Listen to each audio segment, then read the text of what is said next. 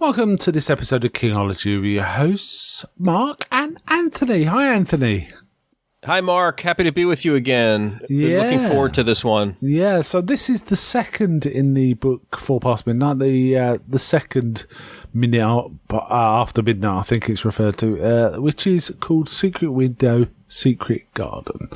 We're also talking about the movie, which is just called Secret Window, which for some reason in my head was only made 5 years ago. And when I started watching it, I was thinking, man, Johnny Depp looks really young in this.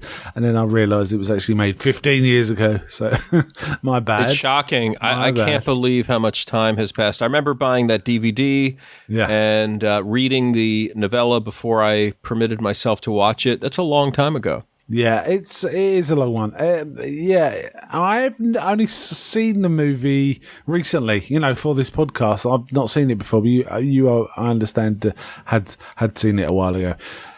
Now, let's get to the written version first. Have you read this before? Yeah, I read it back 15 years ago before I allowed myself to watch it, and I enjoyed it a lot. I have the collection 4 Past Midnight, and I'm doing a reread. I did the reread via audio with James Wood narrating. Yeah, not bad. Not a bad audio version of the story. James was pretty interesting.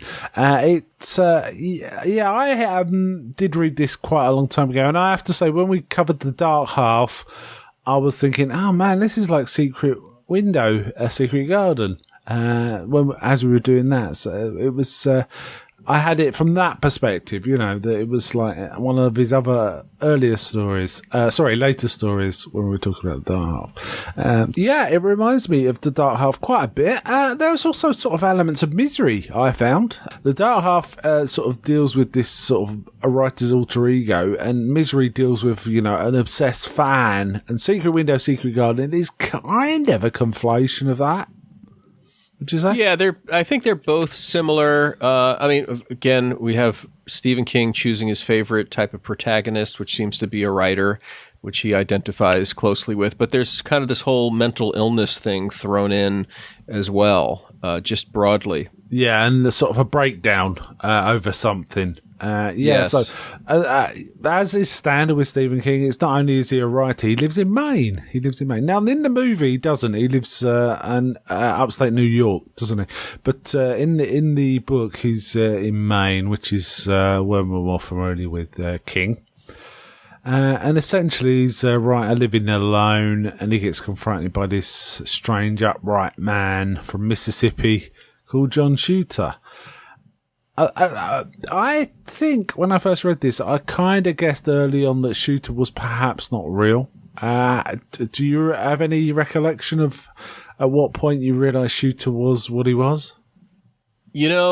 My vague recollection is that I think I was the slow kid in class, as I sometimes am. So I think reading it, I must have read it first. I'm pretty certain I read it first, as I was saying, because I really remember getting the book to make a point of going through it before watching it. And I remember just kind of going along with that separation of characters for as long as I was supposed to. Yeah. Okay, fair enough. It always struck me as, I think almost from the off when he was saying, you copied my story completely. And then when Mort reads the two stories, and they are so similar. Yeah, they're not just sort of similar plots; they're the similar writing and stuff like that. The different characters, but same essential story. Yeah, the movie would have you think that it was much more of a direct lift, where in the novella, you can tell one is highly influenced to an uncanny degree, where it would have to be plagiarism. Yeah. But it wasn't like phrase for phrase like you start seeing in the cross comparison in the movie. Yeah, now, interestingly, I kind of remember seeing John Shooter as perhaps quite like John Turturro's character. I mean, it's described as reminiscent of American Gothic picture. The guy with the pitchfork, I think it was. Yeah, they do a good job of that. They do. I think the adaptation has some differences, but in terms of the characters, they're pretty high fidelity. And in the case of Shooter, you see Shooter is really like a hyper, kind of like a high relief stereotype character that, because he was constructed, you get this exaggerated, like down south kind of guy and the phraseology. And I think that comes through both in the book and the movie, because again, this is like Mort building up this hick character in his mind. Yeah. Do you? I saw, when I read the story, I saw Mort as more a sort of schlubby guy than Johnny Depp is portrayed as, an older guy as well. Do you remember how you perceived Mort when you read it?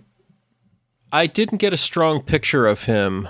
And perhaps, what happens with me, by the time I've read the book, then seen the movie, then I go back to a book, like I'm kind of overwriting one onto the other and conflating them. So I'm not really sure. In other stories where you get a clearer description of the protagonist, I can tell the difference. But here, I don't have a strong impression of the book's version of Mort. Yeah, I felt there was a difference, but it didn't affect my enjoyment of the film whatsoever. It was like, okay, he's like that. That's fine. It was more a case of perhaps I just envisioned him wrong, or, maybe it just wasn't appropriate. Whereas Totoro as Shooter was pretty close to what I imagined Shooter was going to be look like, even down to the hat. The hat was like exactly what I was kind of expecting. So now Depp's characterization was interesting. Like even just the look of him, he kind of had this hair that was grown out and part like blonder or more bleached looking. And I was wondering if we were supposed to infer that there's been like 6 months that have gone by and he's just sort of hasn't gotten a haircut, and he might have had lighter hair like last summer or something like that. I was trying to infer like what was behind that look that I imagine Depp kind of came up with. Yeah, it was kind of, he had a feel to me of someone who's kind of let himself go, right? He's, sort of not a rut, but he's kind of, what's the point kind of thing. But he is working, so it's not like he's completely given up. When he's not on the couch, yeah. Yeah, he does sleep a lot. He does sleep a lot, which kind of feeds into the story, right? So, but so does the literary one, Mort as well. Yes. We get one of the first differences, I think, in the story, and it's not really a big one. It's Shooter appears to kill, in the book, Shooter appears to kill his cat with a screwdriver, whereas in the movie they use a dog, don't they? I mean, dogs are slightly more sympathetic, perhaps, so you can kind of see it. But they go with a dog, so there is one difference, and he's kind of really angry, isn't he, at this point, where Mort Rainey gets really angry. We also get the sort of backstory that he caught his wife with cheating, right, in a hotel room, so there was this sort of trauma, and we get like hints that he kind of went off the rails somewhat, which is kind of understandable, but sort of partway through the book, there's a mention that he had a gun when he confronted them, which isn't mentioned early on. So it comes as a bit of a shock. It's one of those King things where he reveals something way after something that is already described. King does that, doesn't he, sometimes? Yeah, we're getting glimpses. And I think part of it, from a character standpoint, is Mort will think about it, but also repress it pretty quickly. And we're given to realize that was probably the moment of his psychological break. And so it's only later, when things are starting to be revealed to him, that the totality of what happened in that motel room is starting to reveal itself to us. So I think it doesn't feel like cheating in that regard. No, it feels pretty organic. Yeah, it does, because he repressed it, so that's why we don't know as the audience, because we were hearing it in his head, kind of thing. That's right. So it makes sense. And it's interesting. And then we start getting insights about his wife hints, or his ex-wife hints, that he had a breakdown at some point when he was working on the screenplay. And there was a sort of suggestion of plagiarism. There were some similar plots to a script that he may or may not have read. He says he didn't. And his reaction was very strong to this. So there's like a hint that some things about plagiarism really upset him. So you can kind of see why Shooter turning up is bothering him somewhat, right? Yes. Which I think is really interesting because we essentially, as the story, I mean, I should have said right at the beginning, this is going to be spoiled if you've not seen it. So, take heed. We essentially find out that ultimately he did steal someone's story when he was much younger. Now, this isn't part of the film at all, is it? This element really isn't a part of the film. It's only in the literary version. No. It comes up in the film. Oh, does it? Yeah, it does. There's that moment where Depp and Maria Bello have that exchange where she said, you told me it was only that one time.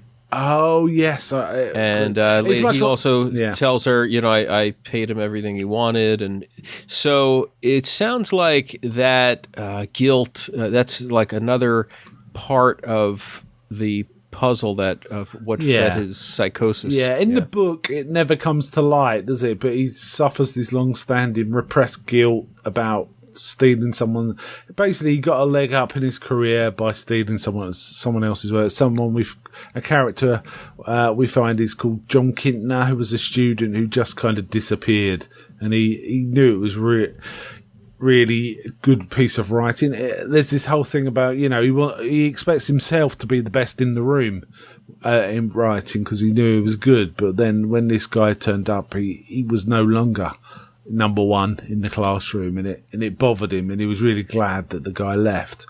But he kept submitting work to various places, not getting anywhere, and then he just put his name to this guy's story, which was called Crowfoot Mile, and it got accepted. And then they asked for more.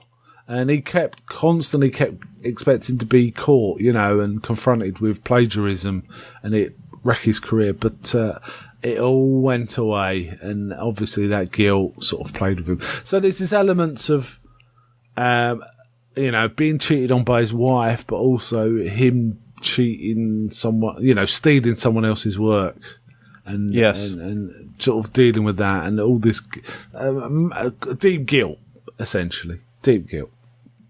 And he tries to, again, this happens in the book and the film, he tries to trip up Shooter by asking when he wrote the story. Now, they use different phrases, but essentially he gets a time frame where Shooter wrote it, but after his first publication of the story, so he can prove that Shooter didn't write it first, right? That's what that's about. Yes, that's right. Sorry, go on. No, that's right. Yeah, he's that becomes a big part of the storyline, is just trying to prove that he, first of all, reconcile to himself that he didn't steal the story, and going back, finding that edition of Ellery Queen magazine that would prove that he got to this story idea before this John Shooter guy would have published his. Yeah. It's kind of, it works. It's an interesting byline that he feels he owes this guy, real time putting this thing where he should know himself that he hasn't stolen it. He should just say, okay, let's go to court, or something like that. But I guess killing the dog or the cat, it sort of already escalates it. So there's all this. But what I liked is the fact that the John Shooter, as you say, is kind of almost a caricature. Well, he is a kind of caricature. He's a character from a book almost. He says things like, right is right and fair is fair, and you owe me a story. That's his mantra, isn't it? You owe me a story because you stole mine. Which, reminded me of Misery somewhat. Annie Wilkes expecting a story, being given her story. So there is that going on. So it escalates. Then we find in both book and film that his ex-wife's house has been burned down, which contained a copy of this magazine, Ellery Queen magazine, which had this original publication date. And though they do it in different ways, it basically asks he gets hold of a copy from somewhere else, doesn't he? In both versions to show to Shooter, and they talk about Shooter gets very angry when he gets confronted with the fact that I published before you, and we find out Shooter appears to be very strong as well. Yeah, he's a big guy. He stands about a foot above Mort, and that's really clear when the casting of Turturro and Depp. You get a real sense of that this is a big, strong farm guy. I don't know if you've shaken many farmers' hands, but the farmers are very strong, Yes. And so I could just see, him being a very powerful guy. And there's some good moments that way where you just feel the sense of aloneness of the Mort character, and he's suddenly being confronted with this man, at this point when we're supposed to take it as real. And it being all isolated out, kind of in the middle of nowhere in the woods. He's got this cabin in the woods, and he's being threatened by a guy who tells him, if we start to fight, this is not going to end without one of us being dead. So things are starting to get real. Yeah, and there's also a suggestion that, basically, there's witnesses that he says, oh yeah, someone saw him with me, and effectively deaths happen. And at that point, it feels like Shooter's saying, yeah, but it was with your tools, and if I just disappear right now, it's going to be you that has to take responsibility for this. And all I want is my story. There's that kind of thread, and it's kind of interesting that I'm going to say Depp, the main character is kind of, Mort is kind of in too deep at this point and has to see it to the bitter end. Kind of thing. Yes. Talking of the film, we do get quite a bit of time with the ex-wife and her lover, who is a little in the book, but is more so in the film. Interestingly, Timothy Hutton, who we've met, haven't we? Yeah. While I'm thinking of it, it's funny. Timothy Hutton is the son of Jim Hutton, who played the TV version of Ellery Queen. Speaking of Ellery Queen. From the 70s. Yeah, I remember that show. Right. I really like that show. I haven't seen it since the early 70s, since I don't even remember seeing it repeated or anything. But I used to really like that show a lot. That's interesting. I didn't know that. Wow. Yeah, it was part of that wheel they called it, the NBC mystery movies where they had, shows like Columbo and Macmillan and Wife. And McLeod, was it? McLeod, yeah, Banachek, all these things. There were different nights that they had them. I won't get it straight if I try to tell you which ones, but Ellery Queen was a part of all that trend. Okay. It was one of those mystery movies. I just want to add, Timothy Hutton comes up these days or in this last year because he was prominent in the new Netflix version of The Haunting of Hill House. Indeed, he was very good in that too, wasn't he? He was yes. He's an interesting actor. I find him slightly chameleonic in that sometimes when I think, what's he look like? Can't quite place it until I see him. He reminds me somewhat of, is it what's his name? The guy that plays Buzz Lightyear, Tom Allen. He's got that kind of, he's got a similar...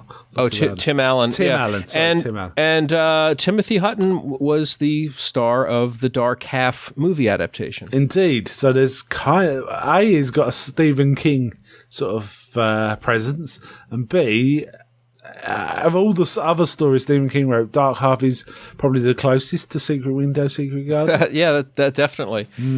So it's kind of interesting. And his character is more significant in the film than in the book, because in the film, Depp kind of thinks this guy's been sent by him to sort of threaten him, to get him to sign the divorce papers, because it's all about divorce papers. So that adds a sort of subplot that really isn't that significant in the book. He's kind of trying to figure out what this guy's about, but that really doesn't come up. So it goes on and it escalates, and we get more, there's this, we find out in the written one that it's about he's ripped off this work and he's forgotten things, and he starts to suspect himself that Shooter doesn't actually exist. There's that thought, but there's also strings of paranoia, like, oh yeah, that guy definitely saw me with someone, and now he says he isn't, but he's acting a bit hesitant. What? He's been got to. There's that. So we start to feel the paranoia of Mort in the written version. In the story, he has this element of he knows this guy who's a bit shady. This is the movie version. There's a bit shady, a bit of a private eye, but someone he knows, which reminded me a bit of Thinner. Do you remember him? Thinner, he kind of knows a mafia guy, doesn't he? And yes, sort of. Now this guy isn't anything like that, but it's they use that sort of device in the movie to sort of perceive things. And this guy says, "Oh yeah, I guess you'd want a copy of the story, so I ordered it for you." So obviously that's just film. Literally, you've got to move a story along with a movie. You can't sort of go for every sort of thing. So it worked quite well. But essentially, yes, there's murders and Shooter sort of explains, I can disappear. And there was, at this point, they're kind of quite similar, the book and the movie, with some differences, but it kind of comes along. But they divert quite a bit at the end, right? They do. They track very, very well, though. I mean, I feel like the movie captures the essence of the character and the situation. Endings are different, but very well adapted. Adapted by David Koepp. David Koepp is a name people should know. He's Spielberg's main screenwriter. He's behind movies like Jurassic Park. And this one he wrote and directed from the filmmaking side of it. He wrote the screen adaptation and directed it. Oh yeah, so it was well I'm a big fan film. of. It's a nice looking film. It really flows very well. The pacing is great. I like it a lot. I'm very, very fond of this film. Yeah, I wasn't expecting it to be this good. I thought it was going to be a bit, a knockoff of a Stephen King. Rather than actually well presented, pace, it had good pace, good music, good scene setting. Johnny Depp was underplaying it nicely, I think. There was a few scenes where he's just sitting on the sofa with his hair all over. His hair kind of had a life of his own in some scenes, it felt like. It did. It worked well. He felt like almost like the little man being set upon. And life, he's really not been treating him. His wife's cheated on him, and there's all this then happens to him, and he's fed up. But he gets angry at like Ted as well. He stands up for himself now and again. So there's some good, and those scenes were really well done. There's some directed scenes between him and Timothy Hutton. Yeah, I agree. They played off well together. Essentially, we get towards the end and we find the sort of in the book, Mort is gone. He realises what he is. He realises he's Shooter is sort of in his head, but he kind of becomes Shooter, when he confronts his wife. And we find he gets shot dead, essentially, while trying to attack his wife. Now, the film is majorly different. Well, I was kind of surprised listening to the audiobook that the story kind of finished, and I checked the time and there was another 20 minutes, and I was thinking, how are they going to fill this out? And there's quite a lengthy sort of scene discussing, the case. It almost reminded me of the end of Psycho, when Simon Oakland explains all about Norman Bates. There's a touch of that in the written version. But ultimately, there's a very odd little scene at the end where the wife finds Shooter's hat and there's a note in it, and Shooter says, "Yeah, I got the story I wanted. I'm going back home." And it's she kind of thinks, "Wow, he's so, he's one of his creations was so vivid to him, it actually came to life." And there's a few other things in the book that suggest that, like someone thinks he saw something or maybe didn't, and you could see through the guy. So there's this suggestion that this character was real, whereas in the movie, he's not. He is entirely Johnny Depp, which they present quite well in the movie, right? It's interesting. They really do. Yeah, they do. And what's good about the film is interesting in that it doesn't attempt to give you a shock reveal all at once. It drops some strong hints that let the audience kind of guess what direction this is going in. Yeah. I think that's what they were doing. Like the revelation that Ted's the Ted character was from Tennessee, from a town called, I think it was Shooters Bay. Or Shooters something like Bay in the movie. And it had the word shooter. And Shooter's Knob for some reason in the book. So Shooter was the strong name. Yeah. And he said, do you come from Mississippi? Because he thought that might have something to do with it. And he said, no, Tennessee. Now that's in the movie. That's presented as he wants me to know it's him because he's using the word shooter. He's told this guy to use the word shooter, so Ted knows that he's the one behind it all. That was his kind of paranoid sort of association in the movie, which I thought worked well in terms of plot. Yes. It kind of worked well and sort of drove that. And there's this really nice scene. Well, I think you really get it in the film, probably when we see Johnny Depp, a flashback with Johnny Depp trying the hat on with his wife. That's right. Yeah. Yes. Like, That whole scene that leads up to Johnny Depp confronting Johnny Depp, with a digital doubling or however they did that. That whole sequence is where we kind of reveal it all. Yeah, there's some interesting stuff with a mirror, isn't there? Where he's kind of looking in a mirror, and instead of seeing himself in the mirror, and he's seeing the back of himself in the mirror, like he's standing with his back to him. It's kind of interesting. And yes. It's like it's put together. I did like the ending to the movie. Actually, I think I preferred it to the book, even though I don't think his wife and that deserves what she got. I thought it was kind of a nice morbid EC kind of ending. Actually, I was just about to say that it totally throws it into EC Comics territory. Even though the wife is more sympathetic to us in the movie than we're not just rubbing our hands together hoping she gets hers. Yeah. But yeah, the whole thing and that nice down to that last moment with that sort of poetic justice kind of a thing. Very, very interesting. Yeah, I did like the fact he was the sheriff of the town who was trying to catch it, figure out what was going on. He went in the room and there was loads of big corn husks boiling away, and Johnny Depp sitting there eating these corn husks. And the sheriff's going, we know that you did it, but we just got to find the body. And he's going, okay. And that's cool too, because the creepy aspect of that is that he's kind of eating the wife, and he's eating all the evidence of them indirectly, because they're kind of like plant food now for the corn that he grew. Yeah, that reminded me quite a bit of a Roald Dahl. His Tales of the Unexpected, his short stories. I think there's one called Lamb to the Slaughter, I think it's called. Anyway, it's a woman that kills her husband, or faithless husband, with a frozen leg of lamb. Yes, I saw that one. And then cooks it and then feeds it to the policeman who came visit. So she's kind of, they're saying, if only we could find the evidence, and they're tucking in. It reminded me of that somewhat. And they do that in Fried Green Tomatoes also. Right? Yes. They barbecue the guy. Yeah. Yes, that's a good catch. Pretty nasty. Yeah, I always think of Fried Green Tomatoes as the most Stephen King film that isn't a Stephen King film. There's something Kingy about it to me.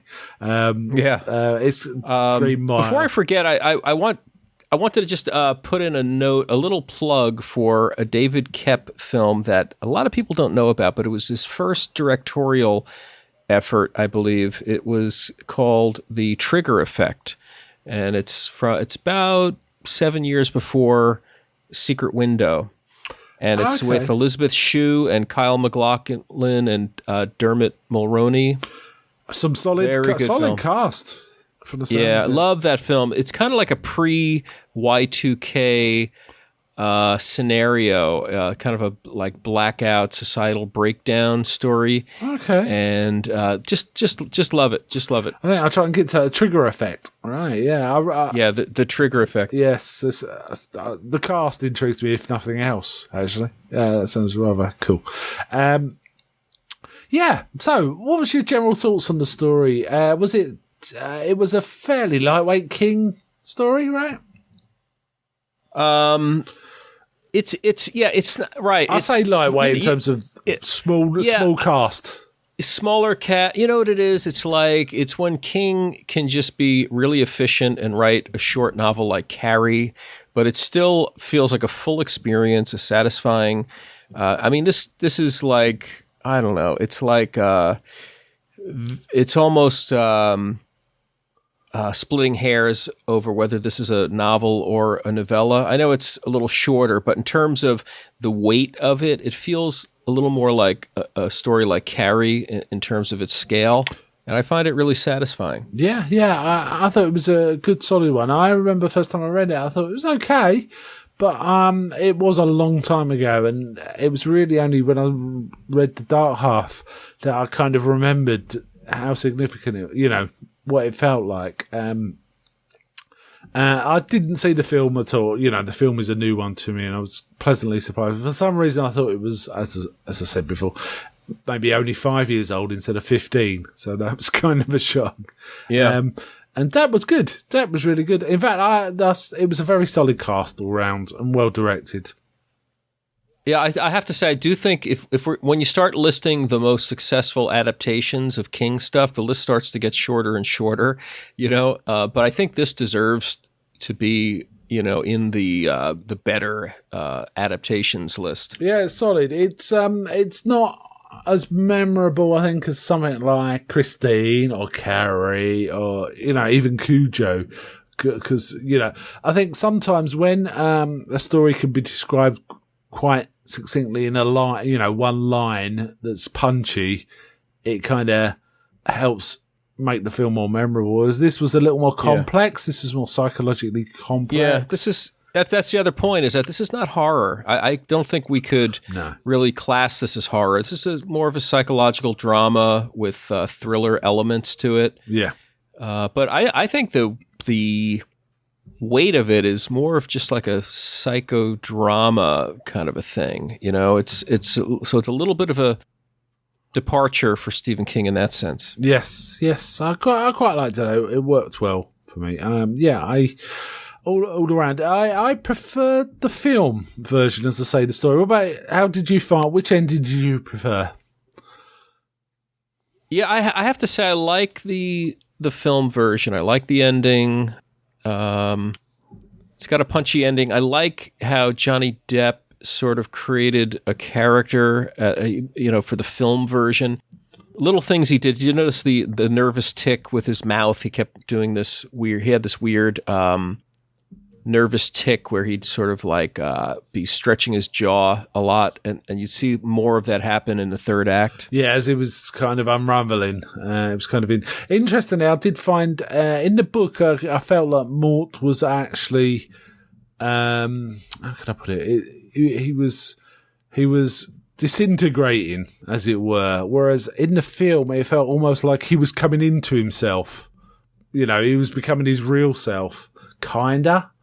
Which I think, yeah. Do you know what I mean? There was that difference. I know what you mean. I think it's almost like there's a comparison here to The Shining, and Stephen King's complaint that in the film version he goes crazy all at once, where in the book he's got the scale and the time to make Torrance crazy by degrees. I think there's a little bit of a comparison with this story in that you got the scale for him to introduce his mental disorder over time. Yeah. We're here, and for the function of a film, it's more of a reveal. Yeah, well, I think one of the things I like about the film is the fact he becomes like a stronger character. All right, it's murderous, but he becomes he basically accepts what he is and embraces it.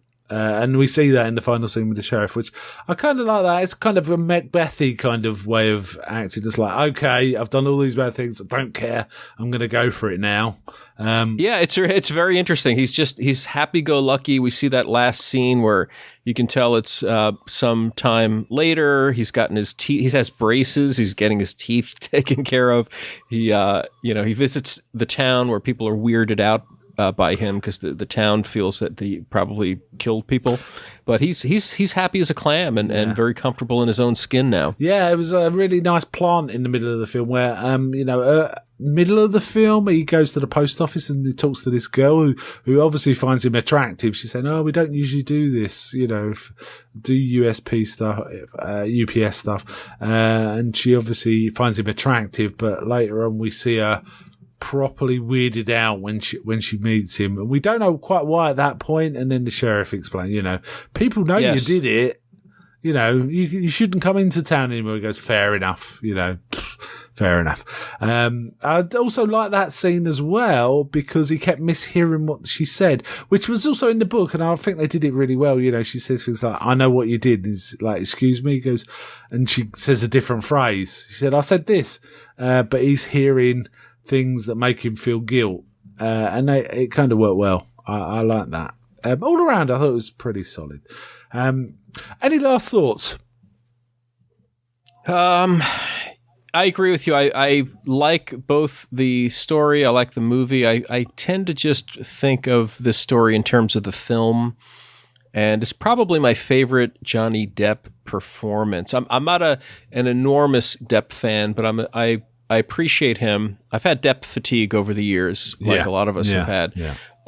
But like certainly there are bigger, broader characters, like obviously the Pirates movies, but this one I just like. It's just very small. It's almost like stage play proportions, and you just see Depp in very subtle moments, very understated performance. So I like the whole thing. I like the ensemble. I like the direction and the adaptation. So big recommendation from me. You obviously really liked his performance. In many ways, I felt his performance felt like the grown-up that was the young man in What's Eating Gilbert Grape. A bit.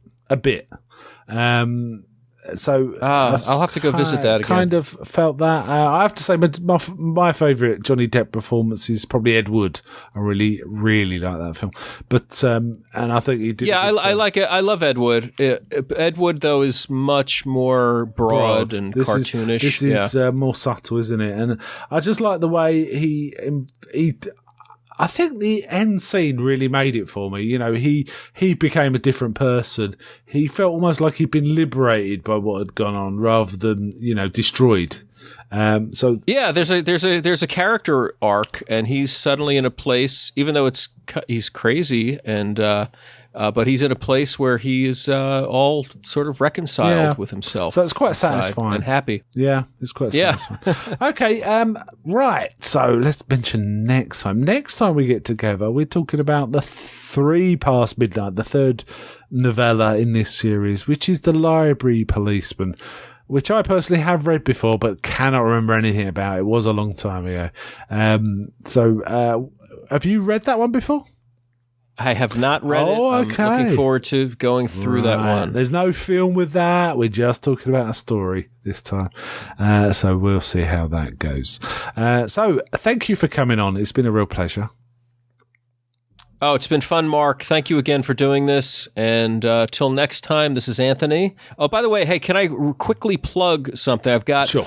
While it's still days away, we're basking in the afterglow of Halloween. I've got 2 new shows that I'm kind of proud of on the TV terror side of things. Mm-hmm. So check those out. Episodes 97 and 98. A couple of Halloween efforts from me. I hope people like them. Yes. I'd thoroughly recommend going to listen to TV Terror, as I always do when we get to record. It's a great show. I really enjoy your show, so it's great. All right, then. So bye from until next time. Bye from us. Take care. Bye-bye.